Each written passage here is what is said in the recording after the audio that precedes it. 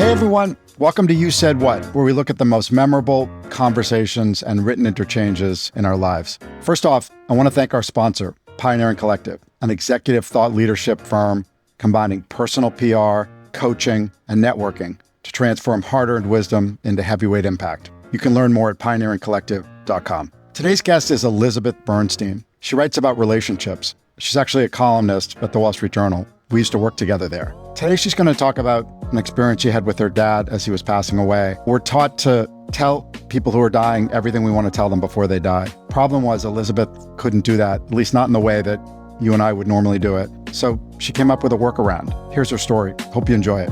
Hey, Elizabeth, good to see you. Good to see you, Ernie. It's been like, I don't want to date myself, but 10 years. Don't date me.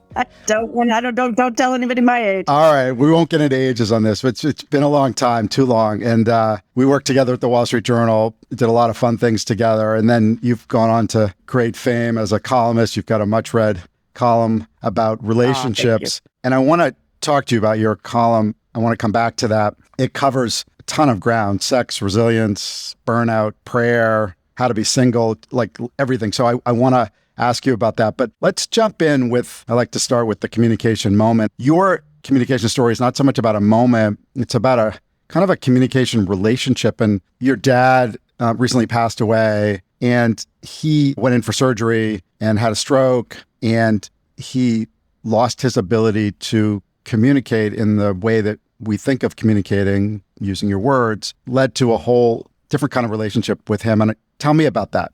So my father, about 2.5 years ago, was a very vibrant 78-year-old, and he was racing his sailboat, swimming several miles every other day.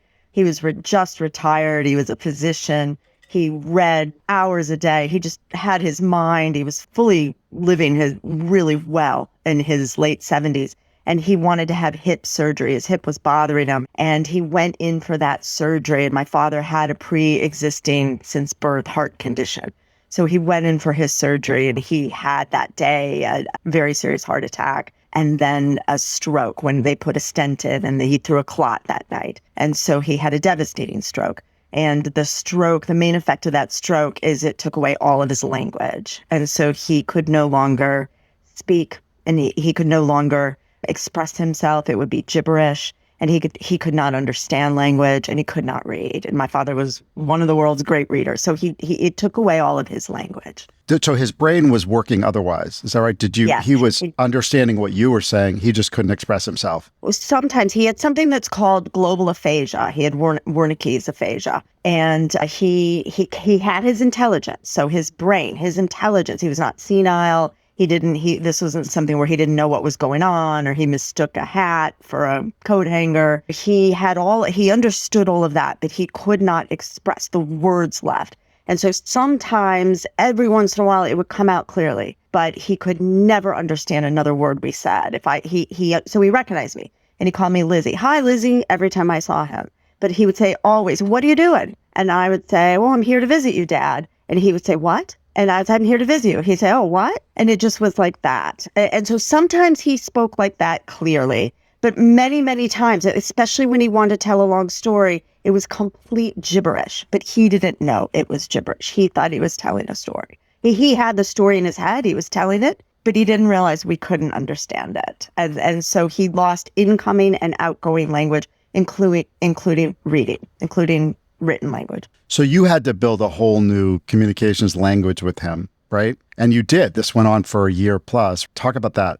So he lived, I just lost my father in January, unfortunately. I'm sorry. But he lived, 2+ years with this. And he still had some quality of life until the end. Towards the end, I was very close to my father. And that racing sailboats, I did that with him for many, many years. And he was just a very active person, an outdoors person. And, I shared books and all of the outdoors part with him. So we were very close. And I live geographically close. I live about 15 minutes from my folks in Miami. And so I went over there a lot. We kept my dad at home, and he had around-the-clock care. He had to have care.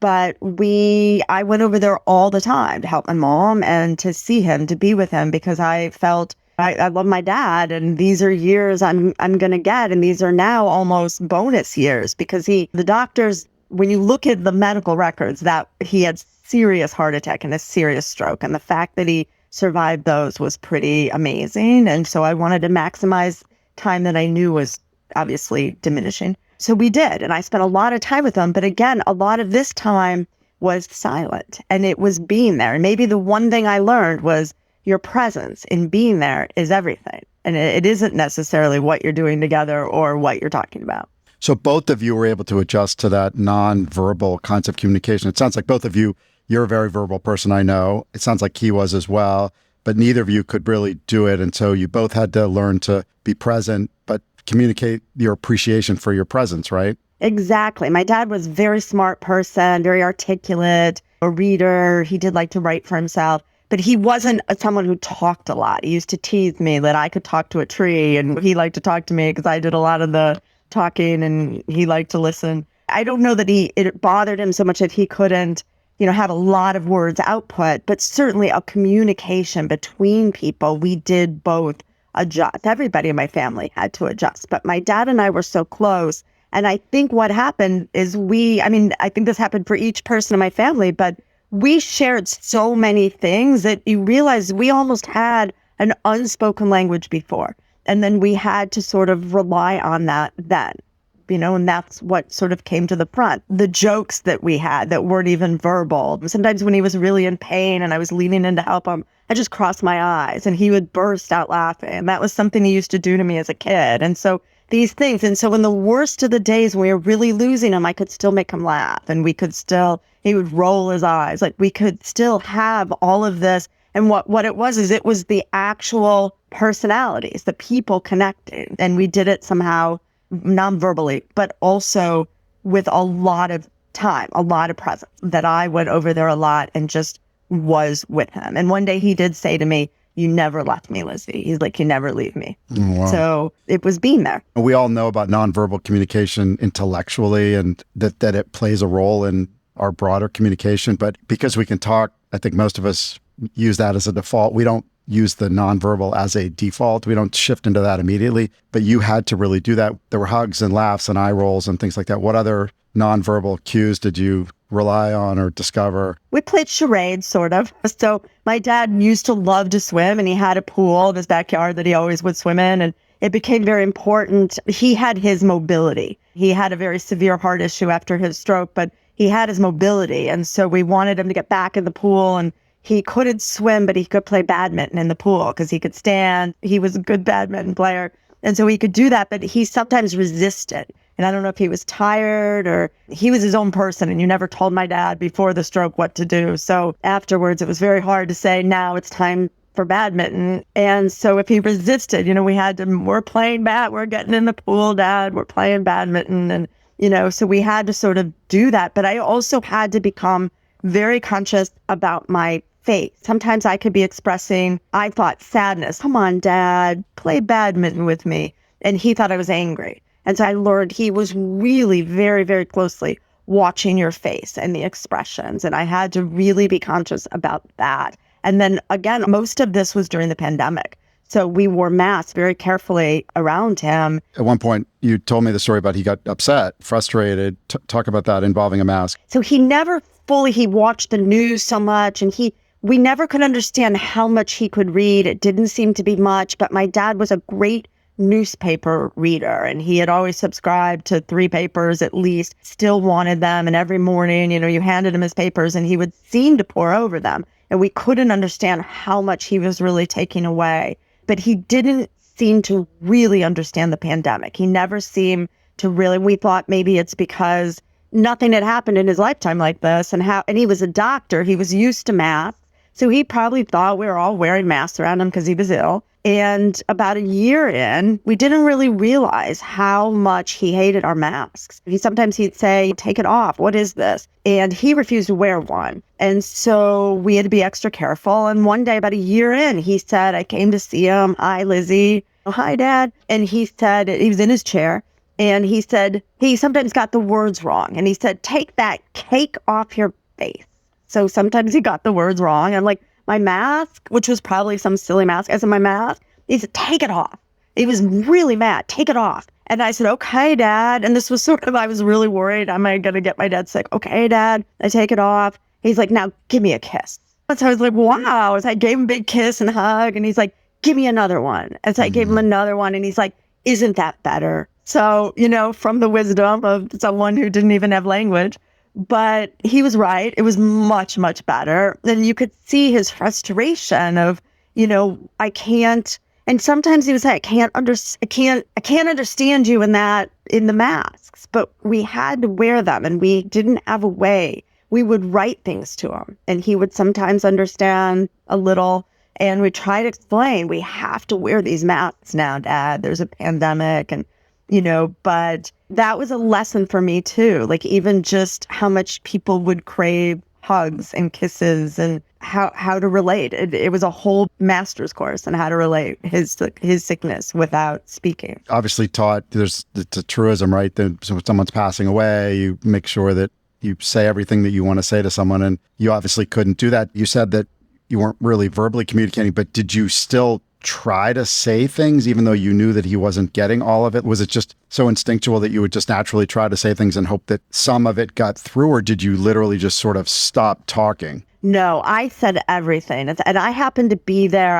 I went with my folks for his surgery to be with my mom that day while he was in surgery. And we didn't think we didn't think it was that dangerous of a surgery actually, but I went with her. So I was there when he had the heart attack. And then my mom, he had the stroke very, very late at night, like at 2 a.m. And my mom had gone home. She was very tired. And so I was there again when he had the stroke, and he was agitated in bed and the hospital. And so I was trying to help him, and he had this stroke in a second. And I did keep trying right then. I never stopped. And the next day we really thought we were losing him then. And so I told everybody I need a moment with Dad. And I didn't really understand how much he didn't know about how much he lost in language. I told him then everything because I'd written an article about how to say goodbye. So I was like, a few years before, and I was like, I'm going to say goodbye. And I did it multiple times. He had a lot of emergencies over the years. And so multiple times when I thought this is it, I said, Dad, I want to tell you again.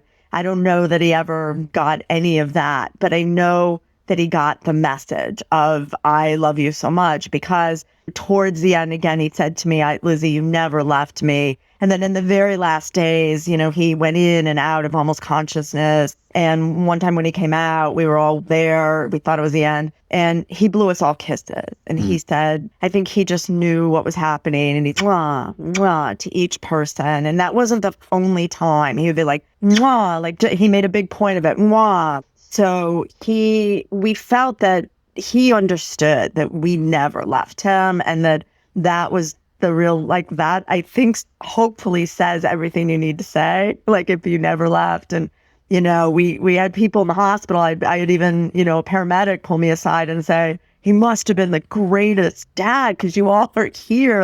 I said, yeah. He said, what do I do to my daughters? I want them here, when I'm here. I said, he was there for us. So we're going to be here. It wasn't really about anything you said. It was about the presence, right? It was about the fact that you were there day after day after day. Yeah, but I wouldn't have known that, right, Ernie? Because that's exactly like you're saying. We're taught that that's verbal and you should repair any things that went wrong, or you could ask any last questions. We couldn't. And even readers of my column who, or somebody I interviewed would say, and I mentioned my dad's so sick. They say, make sure you tell him everything. And I wouldn't sort of explain, I can't. But I felt that I can show everything. That's all I have right now is to show everything. And I spent a lot of times when even very towards the end when he would sleep a lot, I would just climb in his big bed with him and just hang out and read while he was sleeping, or hold his hand, or try to stroke his head if he was agitated, just to show that love. And I never would have thought that. We were verbal people. My dad bought me a New Yorker subscription when I was 14, and it's never lapsed. So he had his own, so we could talk about it, and I didn't steal his. That's the house I grew up in. I never would have thought that it would have been that we could have shown all of this with no language at all, really. It was really very little language that got through. It made you different as a communicator, or there was more situational, like you did what you had to do in this moment because you couldn't use your words? Not a ton of time has passed, but do you feel like it sort of changed you as a nonverbal communicator? Will you use that gear more often in communication now, or just hard to tell? I do try. I think it's hard when people have their language they want to speak. And I find I surround myself with a lot of verbal people, and, people want to talk about things. But I do try with my mom too, because I try to do the same thing. And even though my mom is, knock on wood, pretty healthy and very verbal, and we can talk and talk and talk, I do try to just go be there and understand right now she's grieving, that my presence, again, is what counts. And we don't have to go there and talk. And sometimes I don't want to sit maybe at my mom's house by, while she's sort of reading a book or doing her thing. But then I realized from my dad, this does matter. Like your presence here, like to another person, does matter. And it's, I even in the grieving, I see it. Like when I'm grieving, friends that are just show up or friends that are just checking, like your presence to another human being is really matters so much. And I think that's one of the big lessons I took away. And it in your head, like intellectually, but you don't really internalize it till you lived it in the most frustrating way. That was my experience. Well, the presence is obviously harder, right? Like it's easy to show up and say, I love you so much, you're great, I'll never, like you can do that in 30 seconds, but the presence, obviously takes more time because you have to be present for long periods of time. It's a commitment, right? I don't know if there's something about the presence that people avoid because you have to do it instead of doing something else that you might have on your to-do list or that you want to do or whatever. But it's definitely, I feel like the presence is harder. It's harder. And like you're saying, you have to take time, a lot of time away from what you're doing. I want to go clean my own house. Like right. or whatever. I want to go do something fun. I don't want to sort of sit here. But the other thing is sometimes the presence is also, you have to witness and see something sad or hard. And, the presence is, I had to really watch my dad decline. And sometimes I get annoyed at who else in the family didn't see that, who didn't have to see the stroke, see, the heart attack happening, see there were times when he couldn't eat, see all of the things of somebody declining to death. And it can just be hard. Go and see my mom's grief. It's easier to stop in, have a call, hang up, or stop by. Mom, let's go to dinner. Leave. But to sit there and sort of see what her altered life looks like and to witness the sadness of that now and try to boost her up, like that witnessing and that presence can be emotionally very hard. Not just I had to sacrifice my afternoon, but this is hard to watch and I want to fix it and you can't fix it. So I think that's to me, the hardest part of being there is like, you can only just be there sometimes. You can't fix it. And sometimes talk feels like you're fixing it. Yeah, right. You were talking about other family members. You had, when we talked about this story before, you had some, I thought, funny sort of strands of the story about your siblings and how you have two sisters. Is that right? Two sisters. And all of you, as your dad was going through this, as you said, word salad, where he was saying things, but it was sort of gibberish. There wasn't really anything there that you could understand necessarily, or that someone like me could understand. Every sibling was interpreting things that he was saying in different ways. And talk about that. That was so funny. It was awesome. My dad sometimes, especially earlier, the first year of his illness, he would tell long stories. And my dad loved history and military history. He was really interested in it. He loved poetry. And so he would start a story. Sometimes, he'd be looking through a book or you'd hand him a book of poems and then he would, oh, wow. And he would start a story from some poem that he maybe told us 100 times, when we were growing up. But he would start this story all gibberish, but it would go on for like 5 or 10 minutes and it was gibberish. And then at the end, you didn't know what else to do. So we would just pretend we were enjoying him talking and wanting to tell us. And this again, like we were enjoying the interaction and we knew we were never going to be able to, he's never going to like suddenly talk clearly and tell us what he's talking about. And so we would just go along and like, yeah, Dad, I remember. And so then when it was all over and we would talk later, I have two sisters. One sister would say, well, that's clearly the time he and I went kayaking and blah, blah, blah. And then the other one would say, no, that's about my son, Noah. And then I would say, that's about none of that. That's about the time Dad and I were raising the sailboat. Even though there was nothing intelligible, like there was nothing objective. Literally not an intelligible word. God, we would have so had, in one case, handed him, a book of Carl Sandburg poems. not an intelligible word in what he told us for 5 minutes. But each one of us deeply like got what we needed from it. And also it was all about, it was about my son, my daughter, oh, that's the time I graduated from blah, blah, blah. It was all us. And then my mom, I don't know what she thought. She probably had her own, but she was like, and it wasn't even like a sibling competition. It was truly like we each had our own relationships and loved our dad deeply. And we were just taking back like what we were projecting, but what we needed from this, which in a way is kind of beautiful. I don't know what it says about bigger relationships. Maybe we all do that all the time anyway. I loved it. I loved it as when you're with someone who's passing, you are trying to max out on those times. You are trying to find some closure, whatever that means for you. But I think it's so normal and beautiful for each person to be hearing their own things in there. And they weren't destructive things. They were constructive things, hearing about their kids or about their own relationship or experiences they had. I really like that. I think it's a really nice, normal thing. It's so interesting that there'd be no consensus about what he was saying. And it was in a split second. It wasn't like we talked about it and we were trying to figure out. Like he would stop talking and one sister would say, clearly that's my son, Zachy. And the other one said, no, that's that time my son Noah did this. And I would think, you all are nuts. That is all about me. Was this in front of your dad or after? No, we would be sitting there because then my dad's attention span also was somewhat limited. So he would talk to us and then he would go back very focused on his newspaper, or he watched a lot of documentaries. He wasn't that mobile. And so he would go back to, he would talk, interact, and then he'd be like, oh, enough of you all. And he would go back to his thing. And we would just stay there because we spent a lot of time with him in this, he was like in the den. We would stay there and then we would just right there say like, it's me, it's that. And he would be back focused on his paper. I mentioned at the beginning of our interview here that you have this great column, you write about relationships. Has anything in what you've written and all the conversations you've had with people for the column, did anything kind of prepare you for this experience? Nothing prepared me for no language. I'd never heard of it. I didn't know, I liked Oliver Sacks. I'd read his things. That was like the closest I'd really known about how somebody's mind and language might, go awry.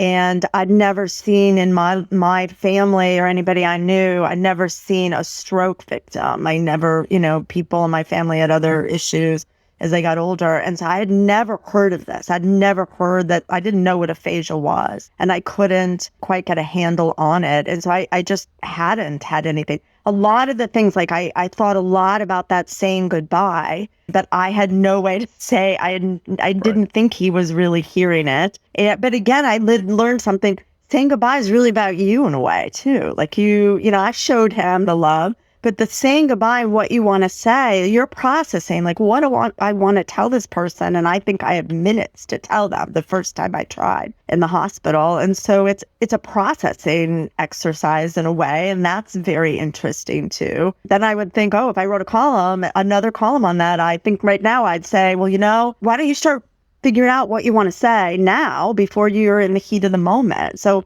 you process it now, which is because it's a very good thing to do, I think, for a person who had a loving parent or not, any parent. It's a very good thing to think about, not under deadline pressure. I have this image in my mind. You sort of had to, when someone's passing, your mind races and you feel like I got to cram all this stuff in. You kind of speed up. But your story makes me feel like, again, you had a little bit longer, but it makes me feel like you kind of have to slow down, not speed up. You have to take a deep breath. You can't pack it in the way. Again, some people have to. If you have 30 seconds or 5 minutes or a day, you have to make up for lost time a little bit. But your story leaves me with this feeling of like slowing everything down, the presence, the long periods of time together. And that goes against gravity a little bit, or goes against the way your brain thinks when you know that you're losing somebody. Yeah. And in hindsight, I wish my dad and I never felt it was unspoken. I felt that we knew how close we were and how much we loved each other. And I feel like, I always said thank you for everything. I don't remember saying, Dad, before his stroke, I want to tell you what a great father you've been. I think we had conversations like that, but I never said the goodbye before. But I wonder if there's some value in the goodbye when someone's healthy. There's no red flag here on the horizon yet, but I want to tell you. And this is such a cliche. Tell your loved ones what you think about them. But years ago when I was in graduate school, I was really lucky, and I did a story about Rescue 4 in Queens, which is a rescue fire unit, and they're the ones who go in when the fire's so bad that they have to rescue the firemen, really, and then when there's a terrible fire. So they're always at danger every day on their shift, and I rode along with them for a while. And one day I was riding, it was a really interesting story, but I was riding in this fire engine to a fire with this grizzled sort of, fireman who's been around doing this for 30 years. And he took off his hat, and inside this battered baseball hat, he had a picture taped of his family. And it was all sort of crinkled. And he said, I want to show you something. This is here. And he said, I never leave the house without saying, I love you. And that stuck with me always, that I never leave the house without saying goodbye. So he's like, you don't know when you don't get to take back the, stomping out of the house or whatever, without saying, I love you. So it makes me think there's maybe some huge benefit. Should I write a column? Should there be somebody has to scold people? That's how I think of my column sometimes. Let me tell you what to do, because I don't do it right, but I learn the hard way. Let me tell you, say goodbye now every single time you leave the house, right? That seems good. Yeah, it's hard to argue with that. Yeah. Yeah. Putting aside the experience with your dad for a second and just talking about the column, how has the column changed you? All of these conversations about relationships, you've covered so much terrain. What do you tell people when they say, how has it shifted how you think about relationships? It sounds silly. I feel like I had a PhD now in learning how to relate, because the job, I'm so lucky. To me, the column's very interesting to do. And I get to talk though to the top relationship communication psychologists all the time, researchers who research relationships, and then regular people, and just sort of learn. And then when I speak to regular people for the column, I usually want to hear some story where they got through whatever problem in their relationship that I'm writing about. And then they have this great advice. And so a lot of the best advice I'm hearing, I've done this about more than a decade, is from people, just readers or people I've met who are not the experts, but who are everybody's in the trenches of their relationships every day, and they're learning, and they'll say, well, I learned this. I learned to, I take off my hat. I learned to say goodbye, or I love you every time I leave the house. And so I think about all of that all the time. Do I do it right? And sure, Are there other examples like that? Take off your hat. Are there other slogans or little snippets of stories that people have told you that you still carry with you that, are sort of in the list of most profound moments? Can I swear on the podcast? Yes. Okay, good. Can I say the F word? I'll tell you a good one. Yes. Okay. So I got an email from a reader he's a regular reader, Don Nelson. And when I hear from him, I'm always happy. And he said he's in his 80s. And he said a few years ago he wrote, and I was asking for everybody's best advice at the end of the year. What's your best relationship advice? He said, I have a fuck it bucket. And he said, everything that is not important for me to deal with in that day, I put in my bucket, my mental bucket. And he's like, so, did my favorite team lose? Okay, it goes in the bucket. I'm not going to waste another minute, being upset about it. Did somebody cut me off in traffic? It's going in the bucket. I'm not going to think about it. So he's like, I keep my biggest, closest relationships out of that bucket. Those are the things I worry about. And I don't, I put everything else, the noise and the regular stuff we get mad about, when he's constantly deciding, nah, I'm not going to get upset, or no, this is important to me. And I thought that was also really great advice. I guess it's don't sweat the small stuff, but I like the way he phrased it better than don't sweat the small stuff. He's got it's very a little catchier. Yeah. Which columns have readers responded most to? Are there a few that have just popped unusually? Well, they always want to write about the sex ones, but the one I can't imagine why. Yeah, I can't imagine. But one of the ones they responded to was about chatter, and it was about I've noticed that if I write about how to adjust the negative thinking, your own negative thinking, how to do that, how to stop being, so hard on yourself. And then there's a book, very interesting neuroscientist, experimental psychologist at University of Michigan named Ethan Cross, and he wrote a book called Chatter. And it was about that, like the chatter is the noise in your brain and all these this self-talk that's not helpful. And so those stories, and the lesson to me, I've seen this for a number of years, those stories resonate. Everybody's out there like beating themselves up in their heads. Like, I think we're hardest on ourselves than anybody in our relationships, maybe. And so those stories resonate, like how to readjust your negative thinking. Interesting. This is so great, Elizabeth. Thank you so much for coming on. What a beautiful story about your dad. Thank you for sharing it. Thank you. Thanks for letting me talk about him. I really appreciate it, Ernie. I'm very verbal. If you haven't noticed from this podcast, I like to chat at my dinner table. Everybody's talking over each other. Gets kind of raucous. But even I know that sometimes words don't do it or can't do it. In the case of Elizabeth, it made me think of a couple of years after college when I lived in Japan, and nobody in town really spoke any English. And I didn't speak any Japanese except for a few words. Everybody in this town was super nice to me, and we spent a lot of time together. And a lot of time together where we didn't really say anything to each other. We just laughed and gestured and gesticulated, and I developed some really deep relationships there off of not saying much of anything. It was a neat experience, and so my eyes were completely open to the power of nonverbal experience. I don't know if you've had a moment like that where you weren't able to talk and you developed a deep relationship with someone. If so, leave me a comment in the stream down below. Or if you have another cool communication experience that we should be talking about on the show, shoot me an email. I'd love to feature it. Also, like and subscribe to You Said What if you get a chance. And thanks for listening, and I'll see you next week.